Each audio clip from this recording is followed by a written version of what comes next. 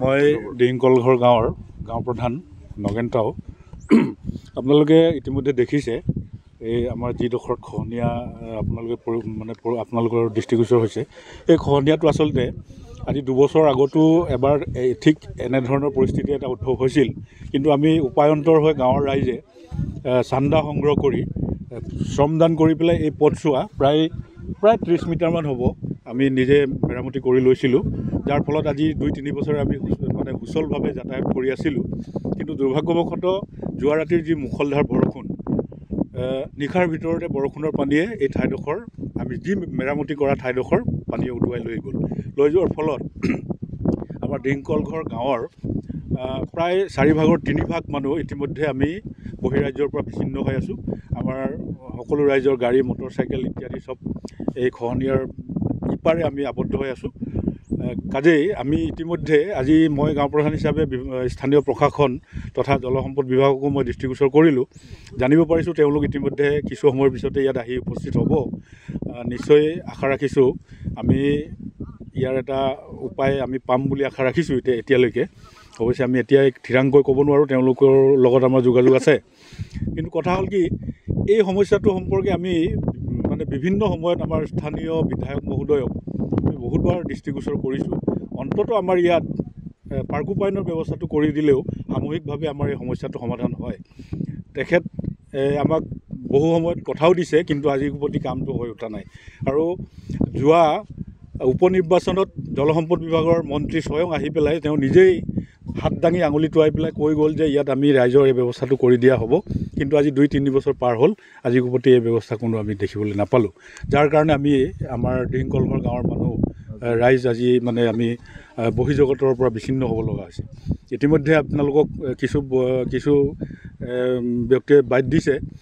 আমাৰ এই গাঁওখনৰ ভিতৰত এখন পুৰণিকলীয়া প্ৰাথমিক বিদ্যালয় আছে।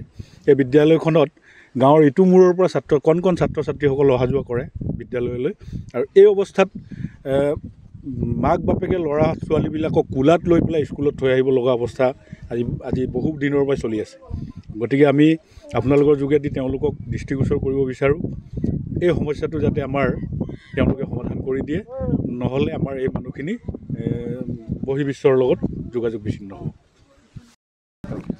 মই ডিংকলঘৰ গাঁৱৰ গাঁও প্ৰধান নগেন টাও। আপোনালোকে ইতিমধ্যে দেখিছে এই আমাৰ যিডোখৰত খহনীয়া আপোনালোকৰ দৃষ্টিগোচৰ হৈছে, এই খহনীয়াটো আচলতে আজি 2 বছৰ আগতো এবাৰ ঠিক এনেধৰণৰ পৰিস্থিতি এটা উদ্ভৱ হৈছিল। কিন্তু আমি উপায়ন্তৰ হৈ গাঁৱৰ ৰাইজে চান্দা সংগ্ৰহ কৰি শ্ৰমদান কৰি পেলাই এই পথছোৱা প্ৰায় 30 মিটাৰমান হ'ব আমি নিজে মেৰামতি কৰি লৈছিলোঁ, যাৰ ফলত আজি 2-3 বছৰ আমি সুচলভাৱে যাতায়াত কৰি আছিলোঁ।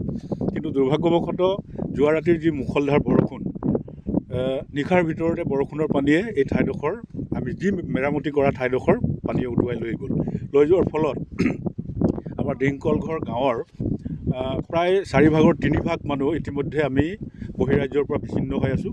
আমাৰ সকলো ৰাইজৰ গাড়ী, মটৰচাইকেল ইত্যাদি চব এই খহনীয়াৰ ইপাৰে আমি আবদ্ধ হৈ আছোঁ। কাজেই আমি ইতিমধ্যে আজি মই গাঁও প্ৰধান হিচাপে স্থানীয় প্ৰশাসন তথা জলসম্পদ বিভাগকো মই দৃষ্টিগোচৰ কৰিলোঁ। জানিব পাৰিছোঁ তেওঁলোক ইতিমধ্যে কিছু সময়ৰ পিছতে ইয়াত আহি উপস্থিত হ'ব। নিশ্চয় আশা ৰাখিছোঁ আমি ইয়াৰ এটা উপায় আমি পাম বুলি আশা ৰাখিছোঁ এতিয়ালৈকে। অৱশ্যে আমি এতিয়াই থিৰাংকৈ ক'ব নোৱাৰোঁ, তেওঁলোকৰ লগত আমাৰ যোগাযোগ আছে। কিন্তু কথা হ'ল কি, এই সমস্যাটো সম্পৰ্কে আমি বিভিন্ন সময়ত আমাৰ স্থানীয় বিধায়ক মহোদয়ক আমি বহুতবাৰ দৃষ্টিগোচৰ কৰিছোঁ।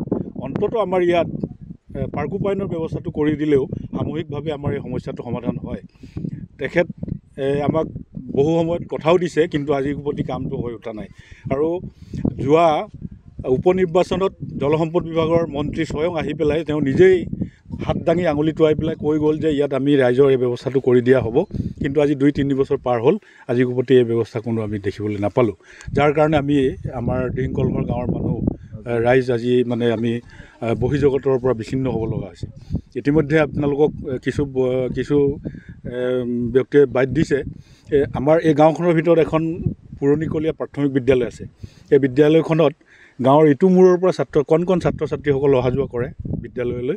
আৰু এই অৱস্থাত মাক বাপেকে ল'ৰা ছোৱালীবিলাকক কোলাত লৈ পেলাই স্কুলত থৈ আহিব লগা অৱস্থা আজি বহু দিনৰ পৰা চলি আছে। গতিকে আমি আপোনালোকৰ যোগেদি তেওঁলোকক দৃষ্টিগোচৰ কৰিব বিচাৰোঁ, এই সমস্যাটো যাতে তেওঁলোকে সমাধান কৰি দিয়ে, নহ'লে আমাৰ এই মানুহখিনি বহিৰ্বিশ্বৰ লগত যোগাযোগ বিচ্ছিন্ন হ'ব। যিকোনো খবৰৰ বাবে যোগাযোগ কৰক 7099017330 লগতে 7099017110 নম্বৰত।